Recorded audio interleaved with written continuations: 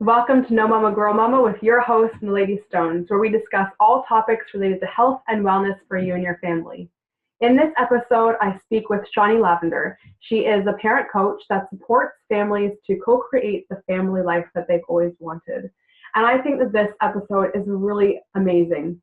Perhaps it's amazing to me because so much of what she said speaks to where I am in my life with my family, but I feel like it probably would resonate with many other families as well. Really about understanding your family and each person within that family. We all bring something different to create this situation that you're currently in. I think my favorite part of the episode, which speaks fully to where I am in my life with my kids, is really understanding that when something that they do triggers me and I feel upset about it, it's not about what they're doing. It's almost never about what my child is doing. Yes, there's a behavior that triggered my emotions, but it really, the emotions are with me. And so I've been really practicing that, looking at how I respond to how I think about a situation. So when I'm triggered by it, I realize, wow, this is bothering me for whatever reason. So let's say that they're not eating. I'll realize that, oh, I'm triggered by it because I'm afraid that they're not going to be healthy. And so I don't really try and put that on my kids anymore. And so I take a step back. And it's amazing how my kids have responded differently to me as well. So I really took a lot of what Shonnie said to heart and incorporated some of the information into my family life. I hope some of it resonates for you as well, and you can take a step back and think about, is this the family dynamic that I've always wanted to be in? And if not, what changes within yourself can you make to get to where you want to be? I hope you enjoy.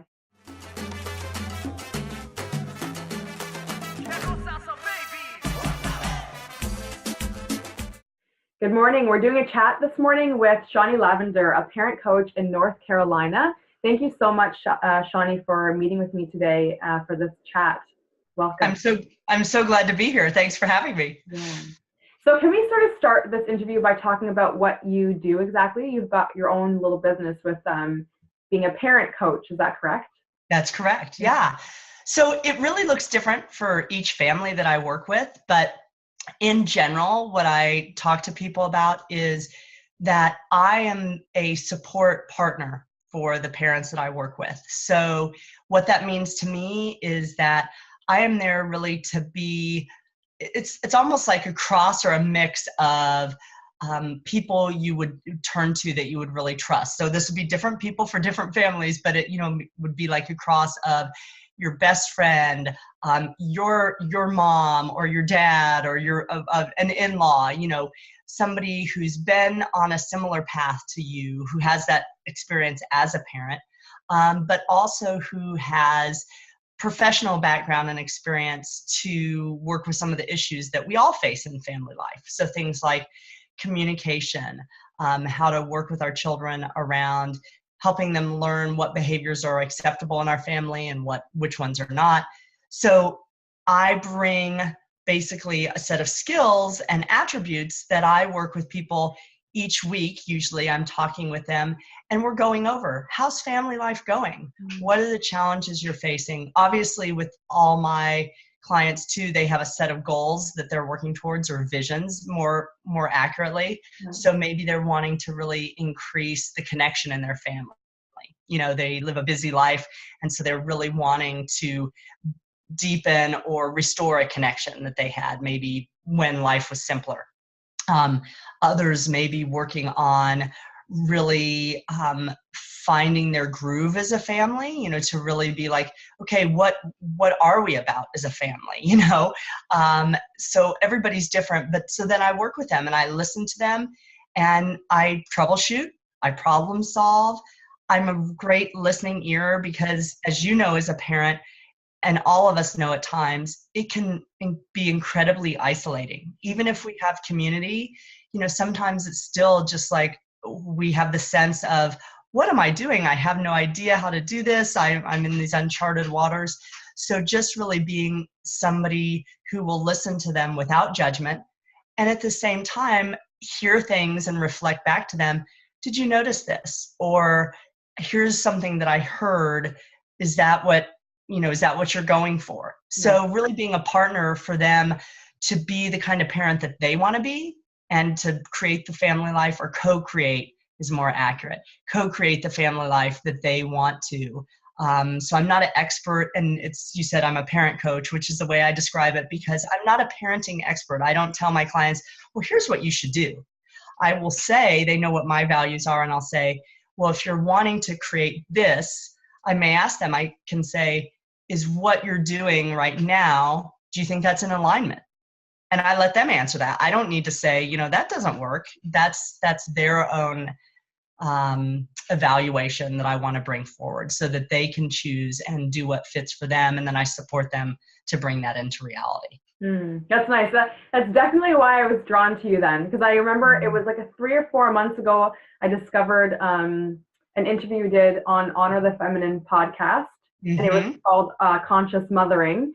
And I must have been drawn to like what you were saying. I don't remember the interview exactly now, but it is like, it's, because I have 3 children, I have definitely encountered challenges, and I've turned to, asking things on Google or listening to advice from friends. And it's always like, you need to do this. Like, it's this very specific, like, if you've got this problem, X, Y, and Z is going to fix your problem. But it doesn't always work for every situation, right? Like, there's always little nuances and things that will affect what your actual problem is, right? Yeah. So I like the idea of, what works for your family, and let's navigate through that, your uniqueness together. That's wonderful. And I also, to me, that's really important, because you and I were talking before we started this interview today that my daughter had been sick recently. And I think there's some things where formulas are really useful for, so there are times when Google, we all love Google, right? We're like, what's the temperature of this food that's safe to eat, whatever, we go there and get our answers. But to me, parenting and family life, the way I perceive it, which to me is really the spiritual journey that we're on, both in our own evolution. That's what I really believe we are meant to do through parenting as the parents, that we're here to evolve, and our children are here to help heal us from some of our own misguided learnings. And so to me, if that's the goal, that's not something that a formula that you say, well, it's step 1, then step 2, then step 3. That just doesn't make sense to me, because it's like, that's a spiritual journey is big, and it doesn't really work with something formulaic and linear, if that makes sense. Yeah, definitely. So you were saying that you have like an interest, obviously, in doing this because of your own experiences, but you've got a little bit of professional background as well. So what is your professional background? So my professional background is really focused in communication and leadership development and sort of human development and human relations. So to me, those are some of the things, and there's some counseling. That's not a degree I have, but there's certainly, that social dynamics and human dynamics, those kind of things are in there. But to me, what I love to look at is that intersection of where we as the parents have had our life path, and we've developed certain beliefs and things, and then we have these children come into our lives. And what I've noticed both in my own journey, well, let me just stick to my own journey for a minute. What I noticed for me is that, all of us, we can say, oh, certain things are challenging about parenting, those times of sleeplessness in the early months and years, how to work with our children around, they want to do X and we don't want them to do X, or we want them to do Y. So there's some universal challenges. But what I noticed for me is that really what often happens is that the behaviors that I find myself challenged by with my daughter are actually probably about this much to do with actually her and her behavior, and this much to do with me, my mindset, my own beliefs and thinking about life. So just to give one example, this is years ago. My daughter's 6 1/4 now. I think she was about 3 months old, and I was breastfeeding her, and she was just really having a hard time. I'd switch her from one breast to the other, and we didn't have many problems breastfeeding, but she just was not latching and not drinking much. And I was like, you need to eat, and I was really stressed about it. And I got really, really upset. And so afterwards, I don't remember actually what happened in that moment, but afterwards I did some journaling. And one of the things that I wrote about was, she's doing this to me on purpose. It's like, that's crazy. There's no 3-month-old who's having nursing difficulties to do something to their mom. And yet for me, that something got triggered in that experience that brought me back to some of my earlier life pain. That's where my reaction was from. So my reaction, yes, I had concerns about her wanting to nurse well in that moment. And I was, like, what's going on? But really, it was just a trigger for something in my past. And so that to me is one of the joys of working with parents, is to bring my real awareness on the way we talk about things, because the way we language things really reveals how we believe, reveals the inner workings of our mind. And so that's one of the things I do with some of my background, is I say, okay, here's what I notice. And so then let's look at this. Let's go deeper. Let's dig in about, why is this a problem for you? Because to me, there's two questions. When you encounter an issue in as a parent, there's the issue of there's a problem.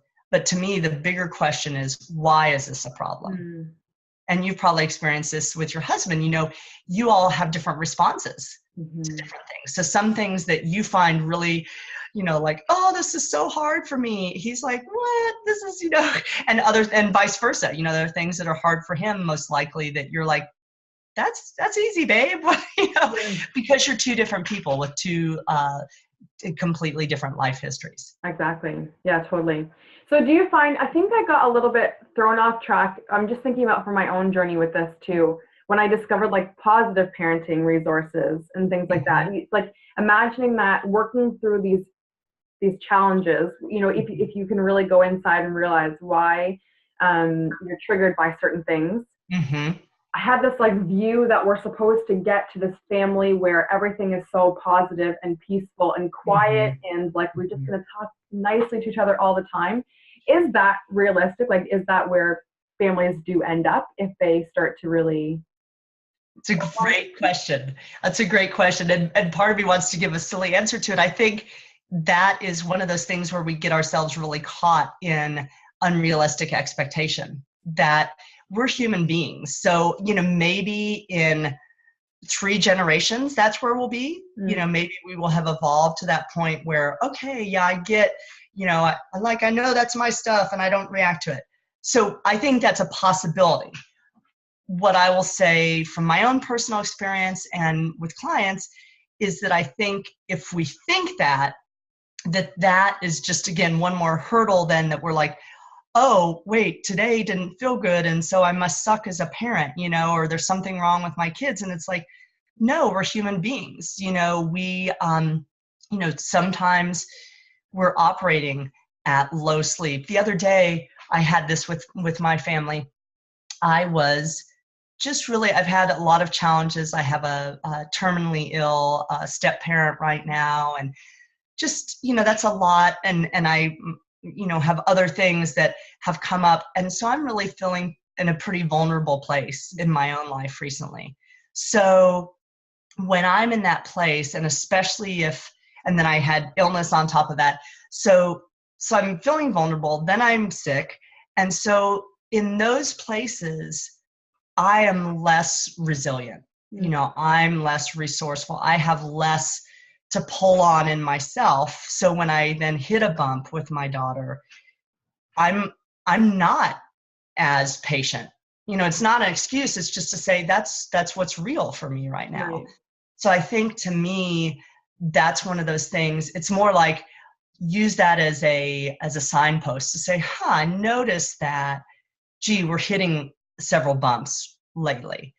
And so to really use that as a way to check in and say, well, what could that be about? Is there something going on? Is your child going through some big developmental time? That even if it's not external, that you can't see it, as you know, as a parent, when they're doing so much growth in the first 3 years, then in the first 7, and really for their whole up until early 20s, right? Their brain is still developing. So we may not always be aware of it, but the truth is, like, inside, they've got all this stuff going on. So to think that they're going to always be able to, pull from their best resources and, those kind of things is just unrealistic. And then the more moving parts you get, so you have a larger family. So you've got 3 young ones, 2 adult ones. And so that's 5 parts. And so, like, to think those are all going to be like in sync at the same time, what it is, that's like, oh my gosh, that's a miracle. Look, we just had this. So I think, to me, this is a really long-winded answer to your question, but I think what's probably, I don't know if it's healthier, but I think it's easier, is to find the miracles in those moments and just fully appreciate them and savor and be like, wow, isn't that amazing? And then for the rest of it, to think of the rest of that as normal. It's like, yeah, sometimes we're going to be here and grooving along. Sometimes we're going to be a little rockier, because to me, that helps us still have a big vision. Like, yeah, I want us to be smooth and harmonious. And at the same time, to be gentler with ourselves. Right. I'm a recovering perfectionist, I like to say. So to me, I don't want to go back there. That doesn't work for me. And so it's like, okay, let me see this as, hey, this is normal. And when something's hurting, don't ignore it. Don't say, oh, well, it's just normal, so I'm not going to pay attention to it. But don't give it more power. Don't make it into this big, hairy deal. Just go, wow, that didn't work. How do I want to do it differently next time? What can I learn from this? Use it more as a tool versus a decision or a judgment about oneself or one's family. That makes sense. Yeah, definitely. It is, just what you're saying, like trying to always be all 5 of you together at the same time. It's definitely challenging, like there's why try to force that, right? Yeah. And I think another part that's kind of challenging for me is like when you're in a heated moment in your family or whatever, it's like how to know how to respond, really, because if you're, whether it's something that's going on in yourself or another person and you're triggered, whatever it is, you want to have a genuine response, but also not put all this stuff on another person, right? So like, how do you navigate the response then? Yeah. You're going to be human. So sometimes you're going to be able to hold it back, you know, and go like, okay, I contained that nasty thing I was about to say. Sometimes you're not. And to me, 2 of my favorite tools for parents is, one is forgiveness, of ourselves. First of all, it's like we really are well served by learning to forgive ourselves, because we're almost always our own harshest critics. And then apologies, and really genuine. I have some articles on my website about how to make an apology. What does that mean? Because I grew up, even though I had wonderful parents, that's not a thing that my parents did by and large. It wasn't, even if they did something that didn't work, it was, the paradigm at that time was very much more, parents do what they do. And it's not that they don't make mistakes, but it was like mistakes just, well, we're just leaving that in the past. We're not talking about it. Versus I really have this attitude of, I said to my daughter this morning when she woke up, I said something about some comments I had made to her last night before in our bedtime process. And I said, I'm sorry. I said, I think it could have been easy to hear that as judging you. I'm like, that's it. I just want her to know that I evaluated what I did and I don't think it worked, and I want her to know that I'm paying attention to that. So those are 2 of the tools. But I think going back to your question of, how do you do that? I think the more we practice, the better we get, and the more, so first it might be noticing it, let me notice it within a day of when I did it, and so depending on where we are in our own evolution. So it's like, if we don't even realize, let's say, for example, I grew up in a home, again, good parents, but one of the things that my parents had some relationship issues with each other.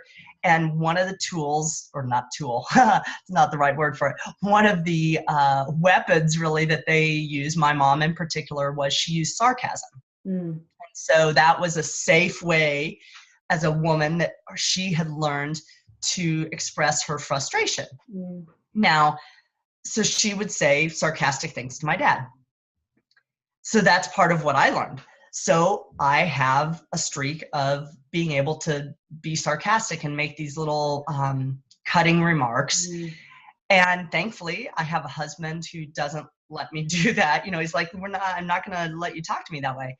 But it took me a while in our relationship and him bringing it up, you know, him saying, did you hear how that just sounded? You know, so it's like at the beginning, I didn't even know. I was just like, well, yeah, that's what I said. Yeah. But no, that's, you know, and so he, you know, helped me. Oh yeah, you're right. And okay. And so then my awareness was raised. So that was my first step. I had greater awareness. But then my next step was, okay, let me notice it earlier. So let me notice it on my own. So like I'd hear something come out of my mouth and then I would be like, oh, sorry. Hey, honey, let me take that back. You know, I was upset at you. What I wish I would have said would be blah, blah, blah. So that was my second piece was I'm going to notice it. So I raised awareness and then I took ownership of it. Then my third piece was, let me start to catch it before it comes out of my mouth. You know, so it's like I could feel this part of me like, I'm PO'd at him. And so the old habit was getting ready to jump out there. And so that my third step then in essence was, oh, I'm getting ready to say it. You know, okay. And, you know, then beyond that, maybe fourth step was, okay, what leads me to that? What are the other behaviors? Like, am I not speaking up for myself at times to say, honey, when you did this, I was feeling really frustrated. You know, was I not speaking my truth in a direct way so that it was getting bottled up and then would later come out as sarcasm. So it's like, to me, that's a progression. So giving the example that you get, so maybe a person, a family right now, it's like the parent, all they know is that when they get in those stressful moments, their reaction is to yell. Awesome. So that's their first, like step one. I noticed that my thing is I yell. Great. That's awesome discovery, you know? Okay. Now see if you can notice what's going on, you know, right before that. Are you, you know, missing a signal that you're feeling agitated? You know, so that person's journey might be to figure out simply, well, what precedes the yelling in them, not in their family, but, you know, in them. And then they might go to the next step, like, oh, now that I know this, that what precedes it is feeling overwhelmed and not knowing what to do and just being like, oh, I need it to stop. Oh, for them, this is different for every person, but for them, then it might be, oh, you know what? I get to that place when I'm not taking good care of myself, or I get to it more easily. So, gee, my next step is to do more self-care. So for everybody, it's a different journey, but that's what I would say. It's like, just learn from what happens. And so sometimes you're going to, in the moment, you're going to be able to stop it. Other times it's going to come out, you know, repair that, forgive yourself, ask for forgiveness and apologize. And then, you know, do some research, be your own detective and say, what's going on here? How did I get here? How do I keep getting here? Why is this coming up so often for me, or in these situations with my son or with my daughter? You know, it may happen just with certain people in the family more than others. Yeah, that's cool. It's funny because I've like I worked my way through that a little bit without really being mindful of what was happening, because I would like catch myself. I'm kind of at the point, the step now where I can feel like I really want to say something cutting to you. Yeah. And then it's like this moment of like, I'm not going to do it. I'm going to rise above it. But then I'm like, I just realized I was going to say blah, blah, blah to you because I was mad. And now my husband will say, but you know, you did just still say it. Even oh, it's funny. Like, it's actually good to like make it, you know, I realize it's not where I want to stay in it, but to make it kind of funny, you know, to call yourself out on something and to just be like, yeah, I did this thing again, even though I caught myself before it happened and Yeah. make it light. Yeah. Yeah, exactly. And that may be the perfect step for you. It's like just, okay, I'm saying this, or who knows, then maybe even translate it to, your next step is, okay, I just found myself almost wanting to call you a poo-poo head. Maybe Yeah. make it even super silly, like, so he doesn't even, you don't say what it was, but just like, and you know what? I must be a silly goose. It's like, okay, yeah, bring lightness. And maybe that's part of your path through it is lightness and humor. And I think that's great, just to be, this is where I'm at now. And you can even ask him, for support, like, do you notice, what I think is always funny is usually if we ask the other people in our life who we're intimate with, our spouse and our children, if we will ask them, can you tell me what I look like or sound like when I'm mad or when I'm about to lose it? They'll be like, oh yeah, here, and you're like, really? Really can tell? They're like, oh yeah, I can tell, what? And so, that could even be part of the journey is like, honey, this is a thing in 2017, I want to work on. I want to change this part of, I want to soften this edge that I have. So will you help me, whatever feels right to you? It's like, what is the feedback he could give you? Like, will you tell me when you hear me using a lot of words or my voice goes up in pitch, whatever your signals are, if that makes sense. Totally. Use the people around us to help us again become who we want to be as people and as parents. Yeah, that's nice. It's hard though, because I feel like when, in the moments that it happens, he's probably already triggered too sometimes. Yeah. So it may not be then, but yeah. I was going to say, so enter someone like you that could be that, outside person that's not triggered by any of it. Exactly. How do you do that when you're working with families then? Because usually, I know for us, like once the situation is passed, I know you're saying like you can go and reflect on it later and look back at the situation. But how do you like step into that? Because don't you sometimes lose some of the pieces when you're not in the heat when someone contacts you?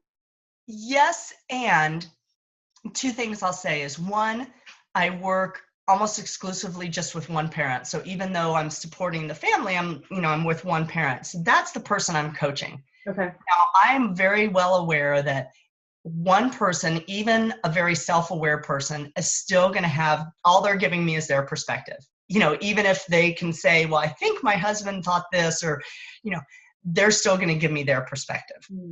So I'm aware that there's some bias there. So it's like when I'm listening to them, I'm like, okay.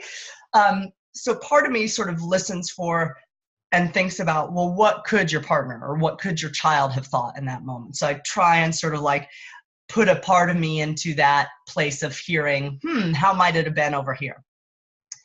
The other piece though is usually if it's something where we really want to dig into like what's going on, I'll have them replay that moment in their mind. Okay, go back to that moment, because interestingly as it may seem, sort of like the specific moment is not super relevant.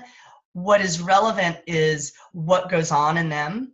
So like when they relive it, and this was like the story I told earlier about me with breastfeeding with my daughter. It's like, it really wasn't about the breastfeeding. So it was like, okay, all I have to do is go back to that moment. Okay, what was going on? And then it's like, I'll say to my clients, okay, so what I want you to pay attention to are, what are the thoughts running through your mind?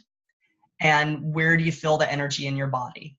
So I will work with them then once they tell me okay, here's what was going through my mind. Then we'll use that to find out, okay, here's what it's about for you. You're feeling really scared in the moment and you're concerned and you're actually feeling out of control. And so your behavior is, you're sort of trying to just get it all under control. So I don't need to be in that moment. I need them to relive it and for them to give me the evidence and the details that points to what it's really about, if that makes sense. Yeah, totally. Yeah. Because you're only dealing with one parent, I'm sure you have come across situations where it's not like both parents are really interested in making changes. Mm-hmm. Do you ever find like the family can still kind of evolve together and flow better, connect better if there is one parent that's not really interested in making changes? Yeah, I mean, it's certainly easier if everybody's on board, undoubtedly. That's much easier. Mm-hmm. However, what I find is that part of the dynamic is that, it's like, let's say that the partners are not on board. And so one's working to make the change. Part of what often happens is in those couples before we coach, the change maker spends a lot of energy in some areas being pissed off at the one who doesn't want to make change, trying to make the one who doesn't want to change, trying to convince them. So there's a lot that's like going over towards this person that it's like, that is never effective. And to me, it's one of the things that is one of our big lessons of parenting. And that's why I say that I'm a parent coach rather than a parenting coach, in part, is because to me, we never have control over our children.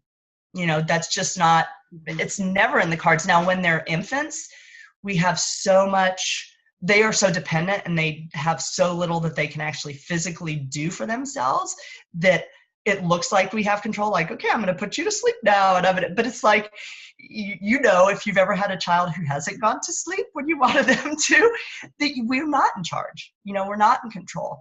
Mm-hmm. So to me, one of the beautiful things when partners are not on board is to support the change maker with, okay, how do you get okay with life and with other people, and realize when you don't have control and when they're not on board. So to me, a lot of those families, part of the big learning is to either then still love that person and say, okay, but I'm going to do my part and trust that they're actually going to be changing somewhat, because when you do it differently, they're going to do it differently. Right. Even if they're not trying to, that's just when you change your dance step, they change. So that's one piece.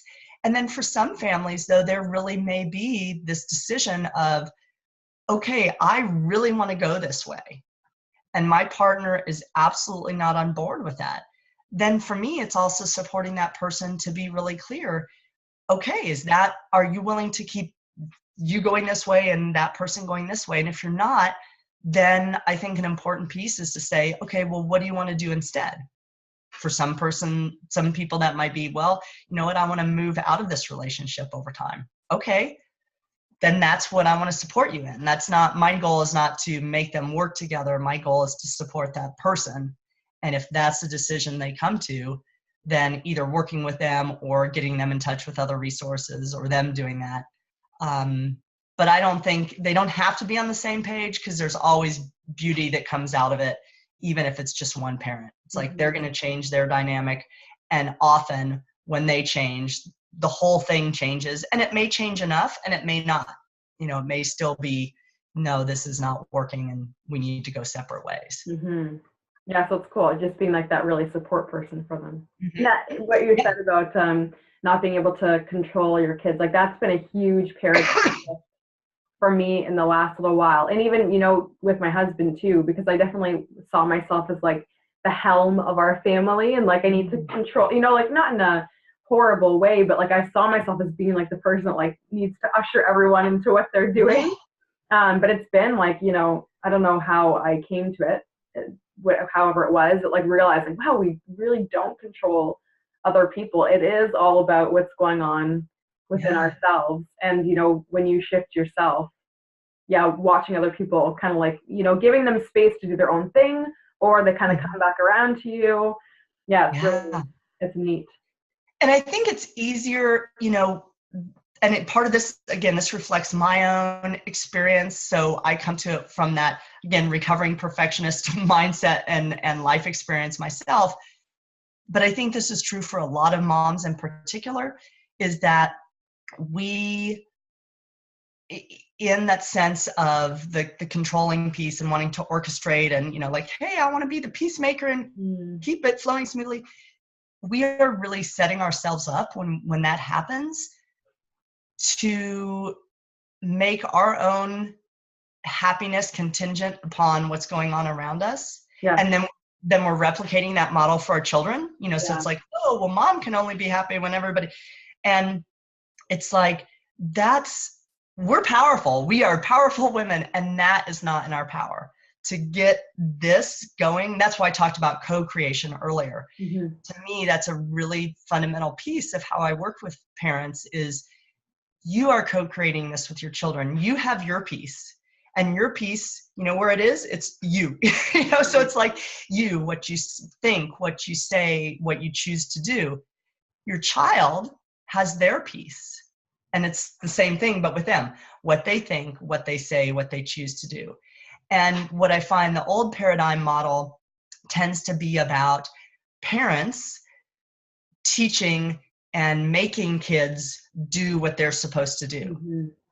And to me, again, that's a lot of wasted effort because we don't have control over them. Right. To me, it's about, okay, how can I be in a way that is going to make it as easy for my child to be in partnership with me? Mm-hmm.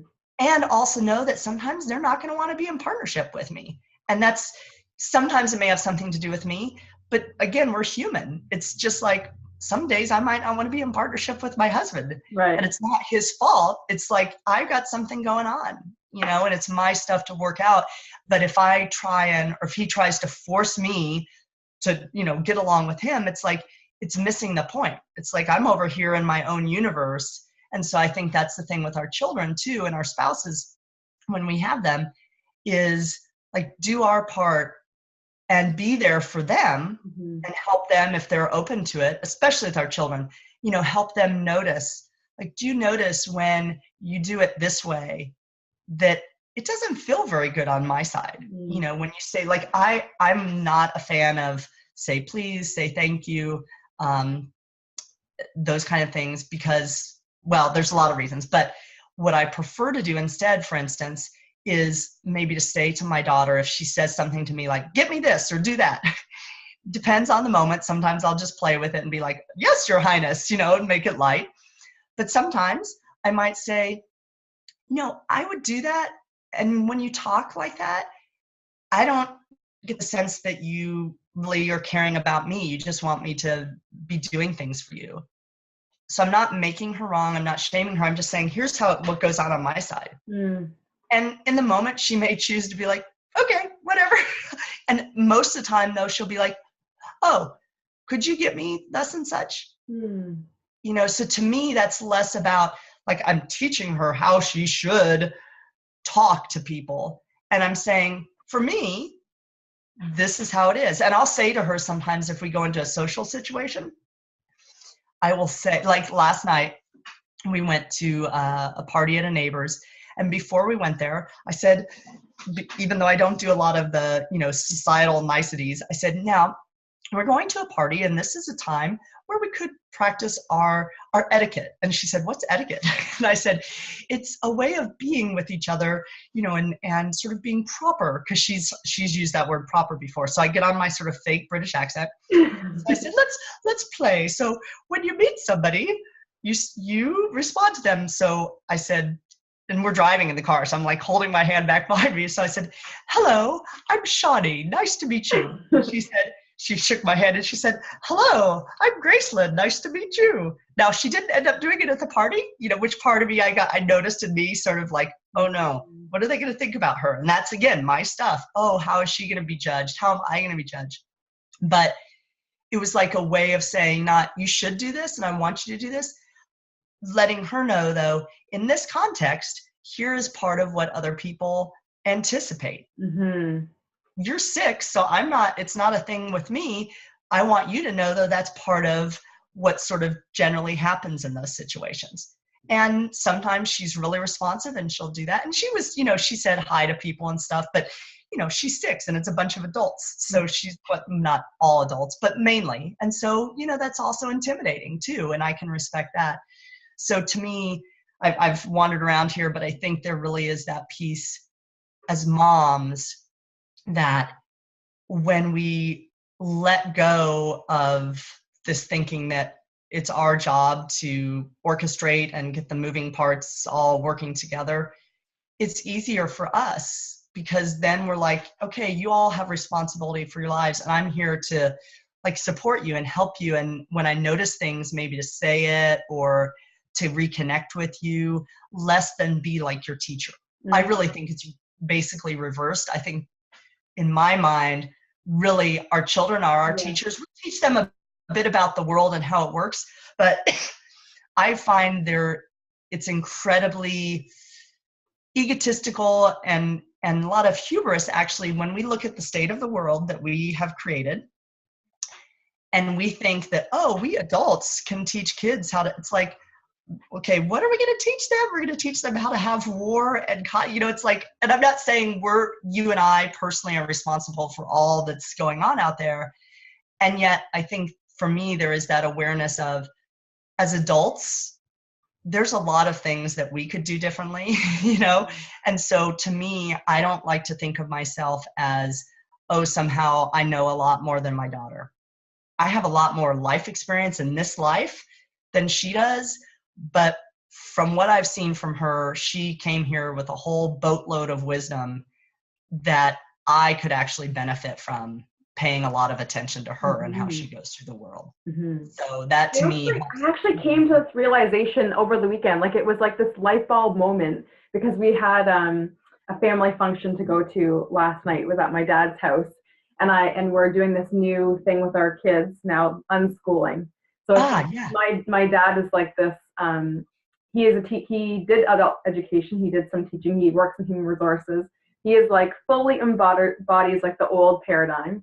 Yeah. And my kids, they could not fit into that paradigm if they tried. So like they're doing this, and I see myself as like, the halfway point between the two. And I realize like, I think that's kind of the way it is for like each generation, like we're just the step between the old and the new every single time. Yeah. And instead of us trying to like, and I think we have for a long time really tried to fit the new generation into the old, but for us now, especially, like I really see it as, and perhaps it is how it always has been, but it's really being, this is how it used to be or how it currently is. Yeah. And then for me, myself, I'm like, I will identify that to my kids, just like what you said with your daughter, for manners. Like we could debate in manners actually, because I kind of see please and thank yous as their currency. So I'm like, it's a tool for you to use, but it's not something I'm going to push on you. It's whether or not you choose to use your money, because they don't have actual money. But I came to realize that, and you may not get something if you don't pull out your wallet, right? So or you may not get something next time. So like I see it as not trying to like fit them into the mold, but rather tell them like, this is how things work. So you pick and choose what you want to do, but you're going to get responses based on what you do. Yeah, exactly. It's challenging though, because not everyone sees it that way. I think people think I'm crazy a little bit, and that I'm letting my kids run all over me. And maybe that happens a little bit too, as we're like trying to figure out. But I think and I think that's the part, I don't know, for you then, when you think that's what's happening, like if you think like your kids are running all over, or you don't think that, but if you're in a situation and you sort of have that thought come through your mind, like, oh, people think my kids are running all over me. Do you notice that you have tension then, that sort of you get, just the memory of it. Like I could feel my body right now, like thinking about last night. Yeah. It was a great party. Like definitely nothing horrible happened, but just like, yes, I can feel like parts of my body physically become tense. Yeah. Thinking about that. Yeah. Yeah. And so to me, that's where we go. It's like, so, and the old model again was then, rather than see what that was for us and go, what's alive in me? Why is that challenging for me? And we all do this when we go unconscious. But so the old behavior is then, oh, I feel uncomfortable. So kids, you need to behave. You need to do, so we would displace on our children, here's what you need to do so that I feel better. And I'm not saying, I mean, we all want that at times. I'm not, I'm like that too. I'm human, so I get there. I think the new awareness is that opportunity to go, oh, I'm feeling tense. I'm feeling whatever. And so oh, that's about me. So, and this may not be true for you, but I would say things like, oh, I'm concerned that people are going to think I'm a bad mom. People are going to worry that I'm not getting respect. People are going to think that my kids are unruly and, good for nothing, whatever, so that's what happens in our minds. So we have all these thoughts, lightning quick, come in there. And so it's like, oh, it's a chance to say, does that matter to me? For instance, like, do I really care? And maybe we do. Sometimes we will care, sometimes we won't. But it's like, is that really my priority here? Like what other people think of how good I'm doing as a parent?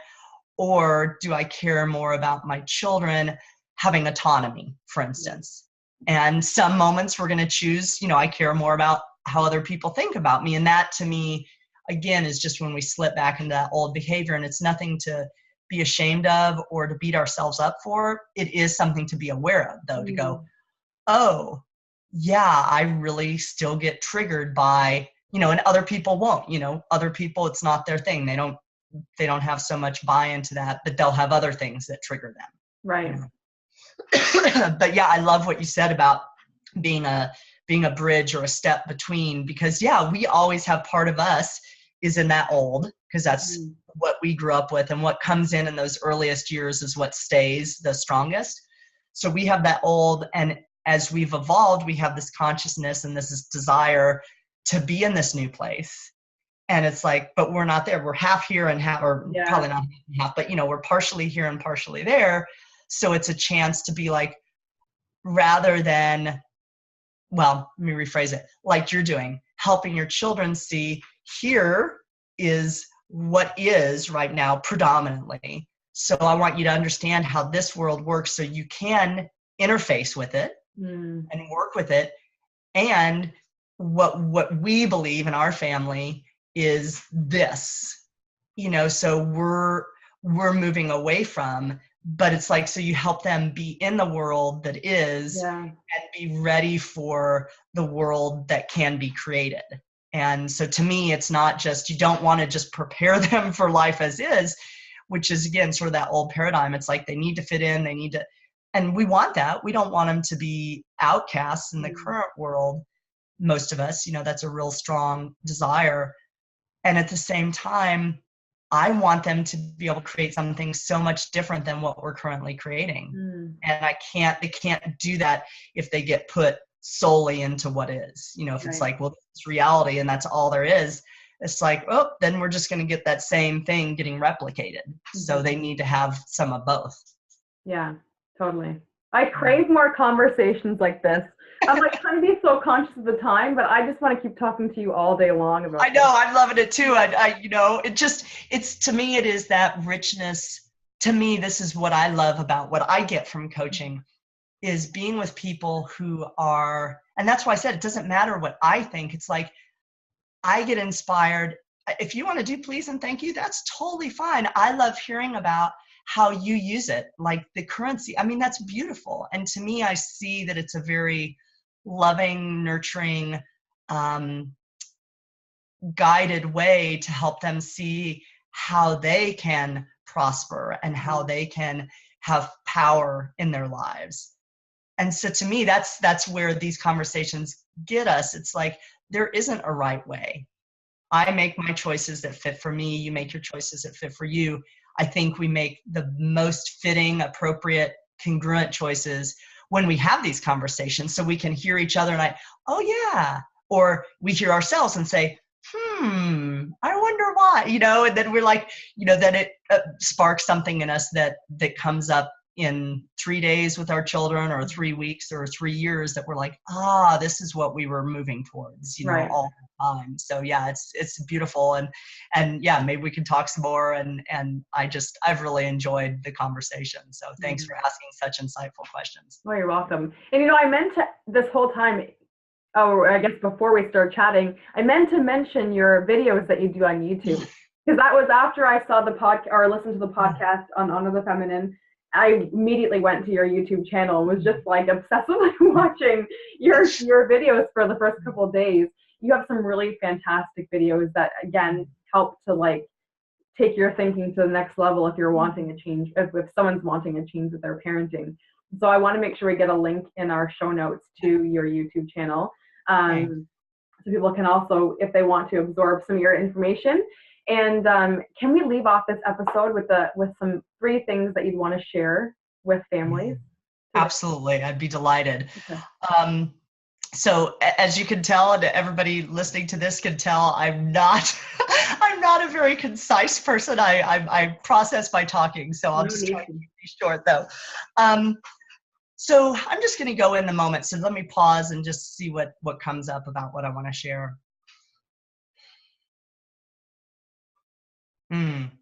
So the number one thing is, to me, what I would like parents to really remember in their hearts is that, they've entered into this sacred relationship with their children.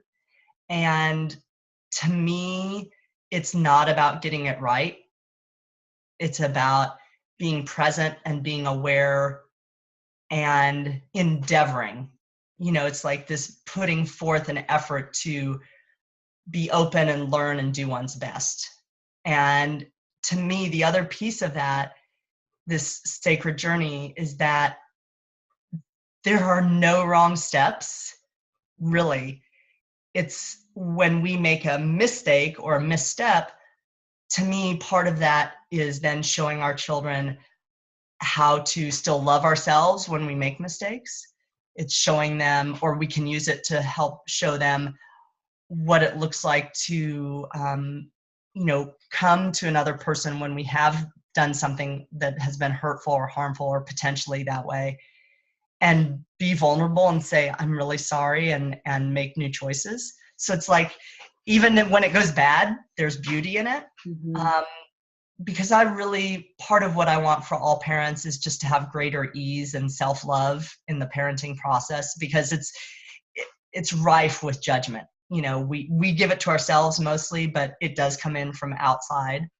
So that's number one, is just really, it's a sacred journey, and be mindful and put effort into it, and just know that there aren't wrong steps. You're always moving. I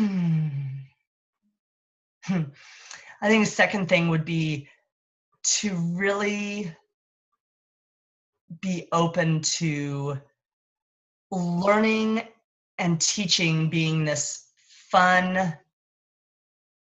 It's almost the same thing. It's like there's no right thing. It's like we're just always learning, and it can be more playful with our children. We don't need to feel as stressed, like, when are they going to start having manners, or when are they going to start cleaning up after them?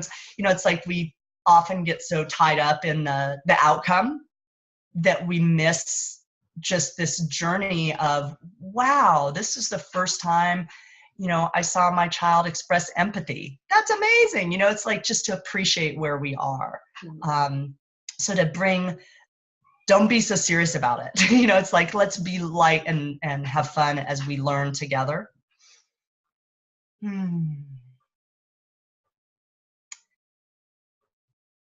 Third, I think one of the things that is really challenging for almost all of us parents, even like I'm a simplicity parenting coach as well, so I do a lot with that and strive to live simply in our family. And still, life is full. There's a lot going on, a lot of moving pieces. And so I think one of the biggest things that we have available, biggest opportunity, is to connect more with our children. And so that's in little moments. In fact, I have a video about it, about, connecting, whether you have 5 seconds or 5 minutes or 5 hours, because to me, that's where that relationship is built. Mm-hmm. And we're not going to be here forever. I'm adopted. So I was adopted at birth. So technically I lost my original mom, my birth mom, at birth. Although we're reunited now. My adoptive mom died when I was 21. So I've had these losses, and then my dad died 4 years ago suddenly. So I've had these losses, and part of the gift out of those is I really have learned to savor the moments. And to me, that's the thing of parenting. Our children I believe, really need us to be with them more than to do for them or teach them or, whatever, give them stuff. It's that presence. It's that being with them person to person. And to me, that's one of the biggest gifts we can give ourselves too, is that slow down and just really be there in the moment, because we might not get another one. It does happen.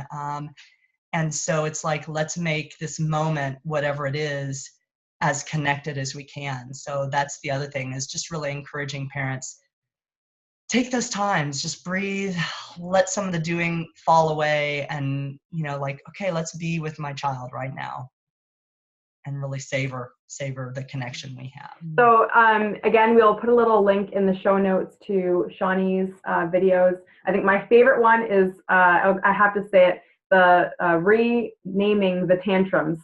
Oh, that is my favorite video. I think I just happened upon it one week when my 3-year-old was having a particularly bad week, and I was like, oh yeah, think of it differently.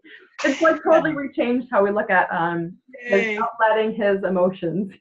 Yeah, awesome. I'm so grateful. I just, I want that for children, just a different heart space for parents to be in, so that it's just children have more room to develop themselves and have that freedom. They'll learn the boundaries of we don't hit people when we're but it's like just to have some more space and empathy for them, because it's hard work, growing oneself and building bodies and learning how to fit into this amazing, we live in an amazing world, as challenging as it is. It's like there's so much and it's so complex. And so, if we think about that logically and really think all these things that our children are learning, and it's mind-boggling. So I think having that empathy for them and just be like, wow, you're an amazing growing person, and I'm here for you, even though right now I'm sort of challenged by how you're behaving. I'm like, I'm here for you. I'm with you. Yeah, totally. All right, don't go anywhere, because I have one more question for you after we press end. But again, thank you so much for this chat this morning. And I hope you all enjoy my chat with Shonnie this morning as well. Thank you, Naledi. I so enjoyed it.